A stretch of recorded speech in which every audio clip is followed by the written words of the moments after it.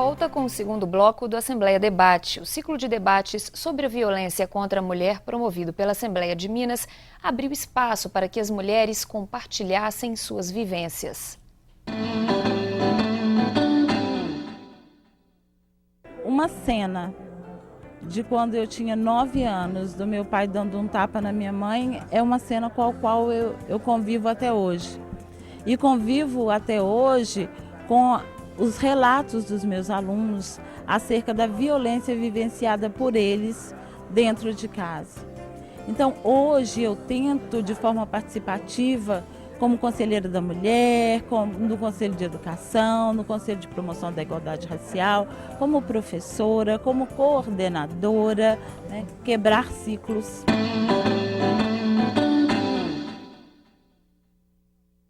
No bloco anterior, a Geisa comentou justamente essa dificuldade, às vezes, dos filhos que veem a violência dentro de casa conseguirem romper com isso e não seguir esse exemplo, né? Por que às vezes isso é tão difícil?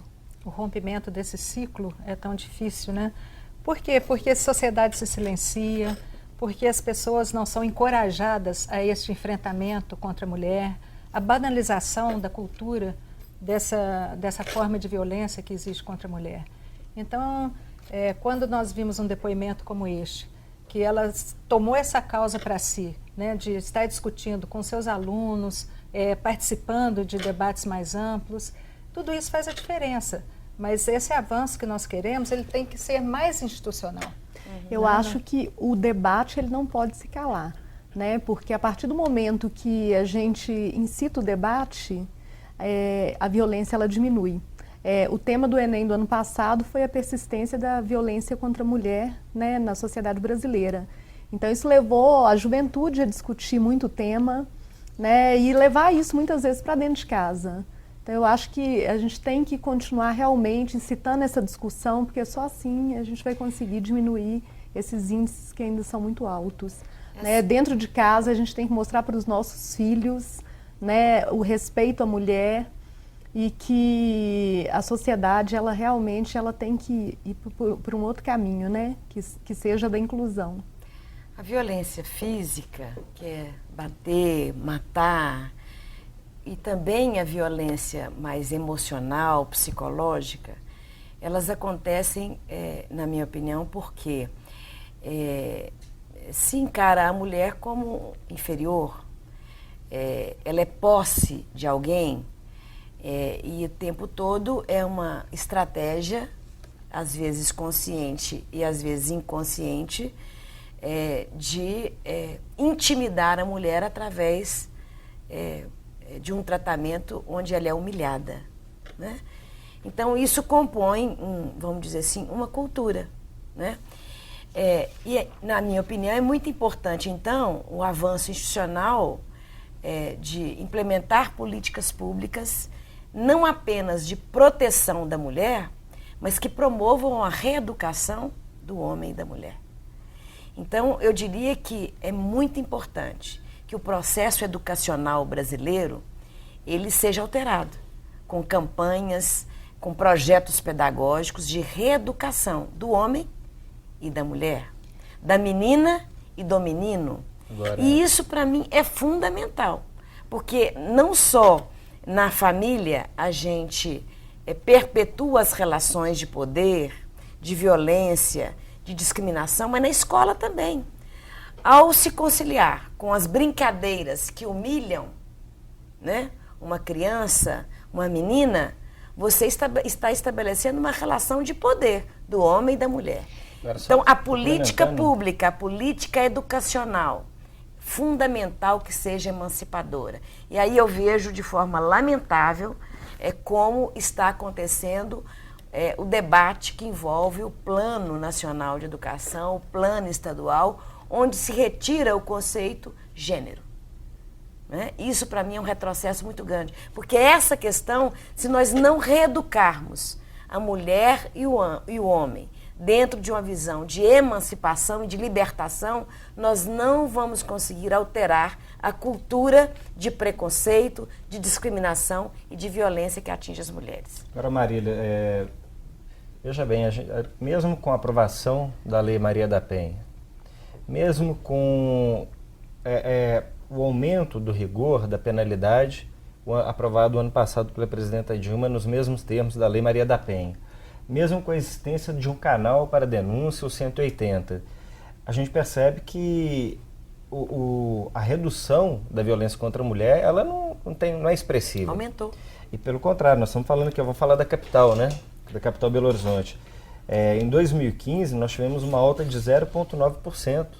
Nós passamos de 7.416 casos, foram 7.416 casos, frente a 7.351. Então, não dá para você conviver num estado, para Minas Gerais, né? O primeiro semestre do ano passado, de 2015, janeiro a junho, foram 283 mulheres que foram assassinadas. Né? E como Minas Gerais 47 mulheres por dia, por mês em média, é um número muito elevado. Então, mesmo com a presença desses instrumentos, né? Que é a Lei Maria da Penha, tornar o crime em hediondo feminicídio, você com canal para poder comunicar, instituição de mais delegacias de mulheres, ainda assim... Não basta o sistema de punição. Agora, onde a gente percebe que você consegue ter alteração significativa é justamente no ponto da educação. Vocês têm razão. Olha aqui, das mulheres que sofreram vítimas, 23% têm ensino fundamental incompleto, 21% são alfabetizados. Esse número cai quando a mulher possui ensino fundamental completo e médio superior, 9% nos dois casos. Quando aumenta a escolaridade da mulher, ela diminui o grau de incidência do qual ela está em risco de violência, sofrer violência. Então, é importantíssimo. O caminho para a gente mudar, quando a gente fala o seguinte, nós estamos tendo leis mais duras para o homem que comete crime e violência contra a mulher, não quer dizer que nós estamos numa sociedade civilizada. A gente está numa sociedade civilizada quando a gente consegue ter a redução desses números, a revelia de você ter que ter penas mais duras. É evidente, isso hoje é necessário. Mas que a gente possa no futuro, né, dizer que são leis quase letra morta, porque em termos de cultura, nós vamos ver uma outra cultura que isso possa não ocorrer mais. Que é duro, nós temos aí os dados também que o Brasil passou de 7º lugar no mapa da violência para o 5º.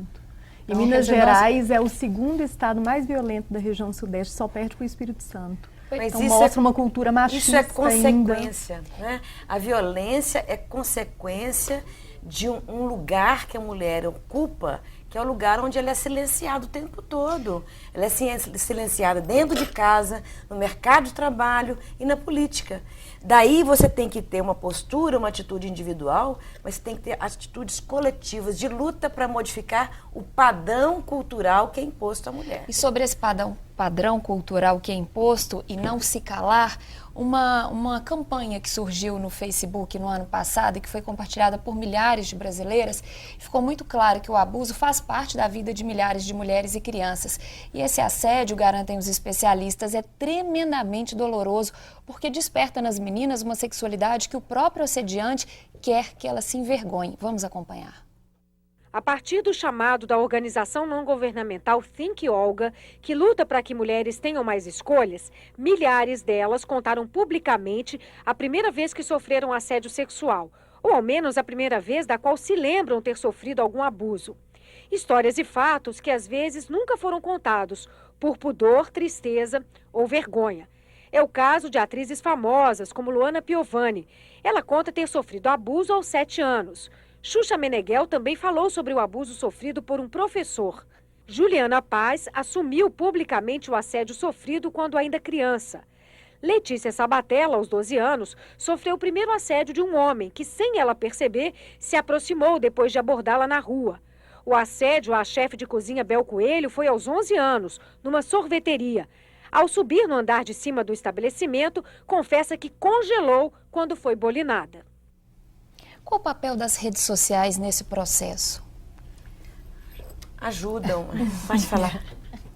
As redes sociais hoje estão aí, né, para terem atos importantes também, porque eu acho que hoje todo mundo tem o seu Facebook, todo mundo compartilha, tanto ideias boas quanto não boas. Me parece que também tem aquela hashtag que fala meu amigo oculto. Meu amigo secreto. Meu amigo secreto. Exatamente. Né? Que era comentar esses casos de machismo clássicos que a gente vivencia no dia a dia. Então eu tenho até algumas frases desse amigo secreto. Meu amigo secreto achava que eu não podia ir desacompanhada ao bar e nem beber, porque eu deveria me dar ao respeito.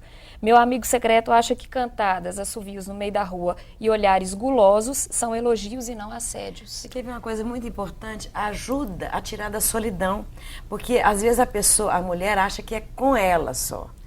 A rede social, ela ajuda na compreensão disso, que a violência é um fenômeno cultural. E do coletivo. E daí ela sai para uma postura mais ativa de não vitimização, mas uma postura mais propositiva de articulação com as mulheres de forma geral. Eu acho fundamental a rede social. A rede social, ela ajuda a realmente se debater, né, um tema que muitas vezes fica só dentro de casa, as mulheres guardando para si, como você disse, mas eu acho que muitas vezes também a rede social ela serve para aumentar o machismo. Né? A rede social, tanto ela pode ser boa quanto ruim. Ela expõe o machismo, né? Expõe o machismo de forma assustadora, muitas vezes. Essa hashtag Meu Amigo Secreto, o machismo também foi muito revelado quando as mulheres faziam menções a abusos, né, de machismo, e muitas vezes comentários, inclusive, de outras mulheres reproduzindo essa cultura machista. Reproduzindo essa cultura machista. machista. Mesmo porque é difícil para a mulher ela se colocar como violentada. Que os olhares terão para ela depois que ela contar que ela sofreu um tipo de violência sexual, seja na escola, seja por um parente próximo, seja pelo padrasto, pelo pai, pelo primo. Então Não muito bastasse conflitante. a violência, o preconceito depois. É muito conflitante os olhares que terão para ela após essa denúncia, digamos assim.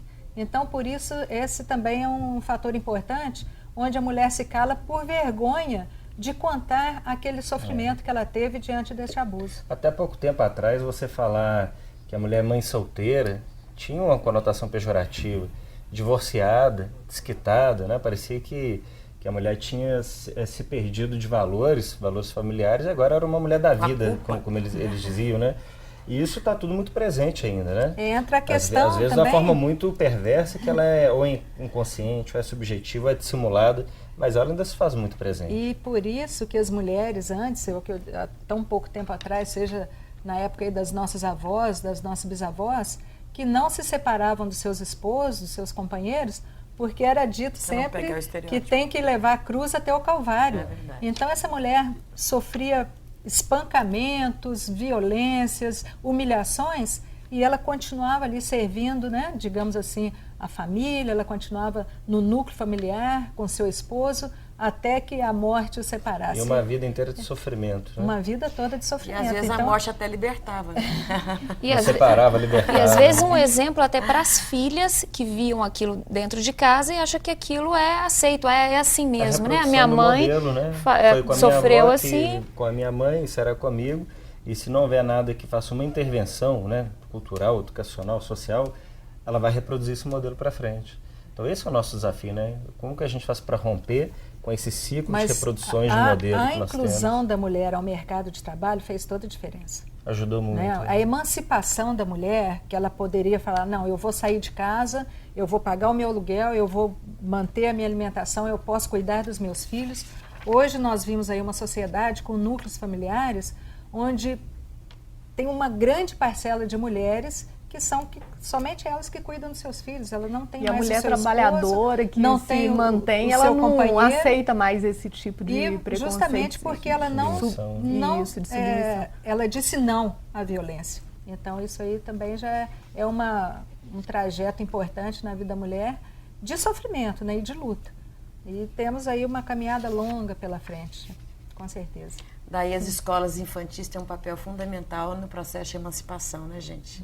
Porque sem as escolas de educação infantil, como é que a mulher vai trabalhar? A mulher que é mãe, né? Eu trabalhei. Então é muito importante a gente acompanhar a questão do acesso das crianças à escola de educação infantil, não apenas para defender o direito da criança, mas para defender o direito das mulheres, porque é isso que nos ajuda a emancipar, principalmente as mulheres que são mães. E para muitas mulheres, é justamente quando elas saem de casa para ir ali conseguir o sustento para os filhos, é que acontecem às vezes casos de assédio, porque a média de assédios com meninas é a média é 9 anos. É muito baixo. Por que a sociedade ainda tolera isso? O que você acha, Cristiano? Por que ainda é tão comum um homem olhar uma menina de 9 anos e ver um desejo ali num corpo de uma criança.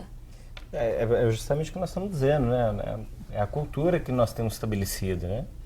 E isso daí, no interior e em séculos passados, os casamentos se davam muito cedo, né? As meninas já eram prometidas ainda muito jovens, né? Então, já aos 9, 10, 11 anos, já tinha uma série de casamentos arranjados. Ainda isso se faz presente no imaginário. Mas isso em função, masculino, porque né? o desejo é o desejo do homem, a mulher não tem desejo. Eu não estou falando do caso da criança, né? Mas quando o homem se sente estimulado, ou o tempo todo ele é estimulado a fazer isso, porque isso é prerrogativa do machismo, né? Ele considera apenas o desejo dele, isso faz parte da cultura. Eu possuo, ela é minha propriedade. Isso faz com que os homens, né, se aproximem das mulheres para fazer qualquer tipo de abuso. E até, Cristina, nós mulheres já tivemos situações, né, de violência, às vezes não só essa questão física, mas essa violência que fala dessa cultura que perpassa, de você passar na rua, de você mudar a calçada, porque ali há uma aglomeração de homens que você não quer que eles mexam com você. Constrangimento, a roupa que você usa. Dentro de metrô, quando está apertado. Encoshamento, né? Muitas vezes as mulheres, elas se sentem totalmente acuadas numa situação como essa, né? E não sabem como lidar com esse tipo de machismo, de preconceito contra a mulher. Ô, Cristina, você se sente acuada aqui na Assembleia com 70 homens? O tempo todo, né, Marília? Você, Geisa? O tempo inteiro. Bastante. Eu também. É um ambiente que me silencia. Né? Eu nunca debati. Que nos exclui isso na nossa bancada. Dos debates. Mas, e a gente vê assim, olha, quando vai discutir questão das mulheres, a gente vê assim, os ruídos. Isso é coisa das meninas. Esse assunto não é uma prioridade. Isso não pode Marília, fora que muitas vezes eles estão discutindo um assunto importante na política e nós chegamos, o assunto muda totalmente.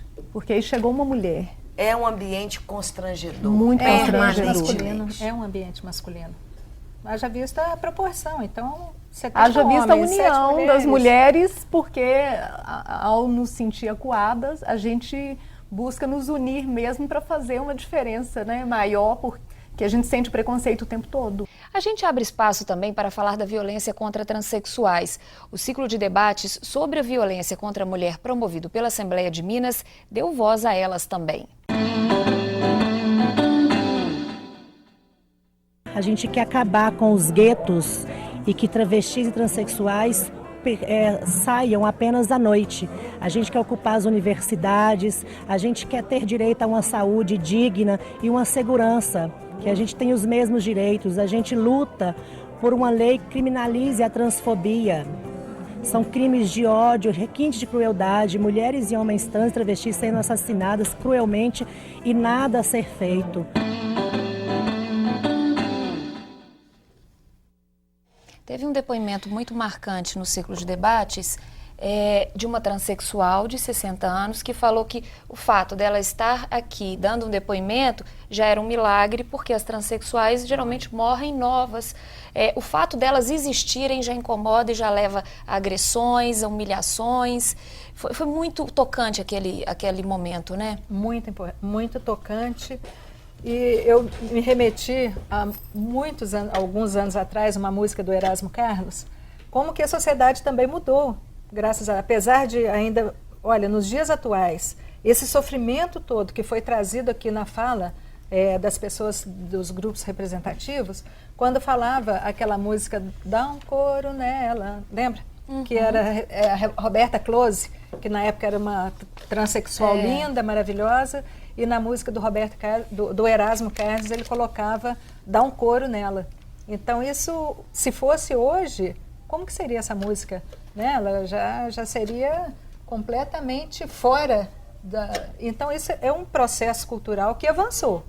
Mas o que nós vimos, o depoimento das mulheres transexuais, vítimas de violência, que foi narrado aqui na Assembleia Legislativa dia 2 e 3, realmente é de arrepiar e de fazer com que cause uma grande indignação em nós e que essa indignação passe para a sociedade, porque na verdade elas são vistas como objetos.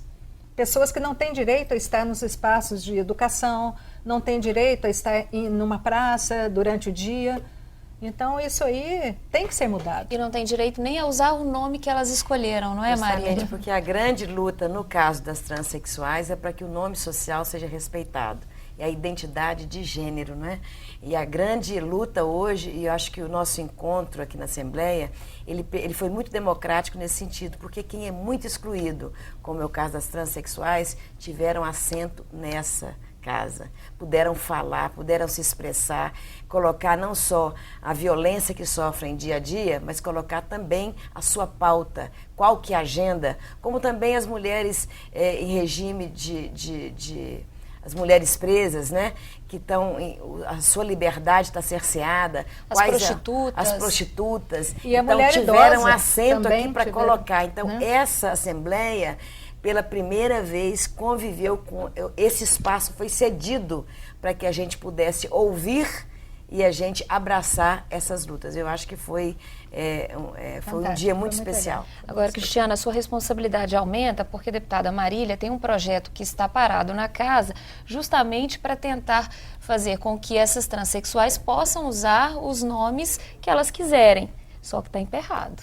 Nós temos que aprovar. Eu acho que essa legislatura ela tem tudo para ser uma legislatura mais progressista, né? Com a pauta mais de interesse das minorias aqui na casa.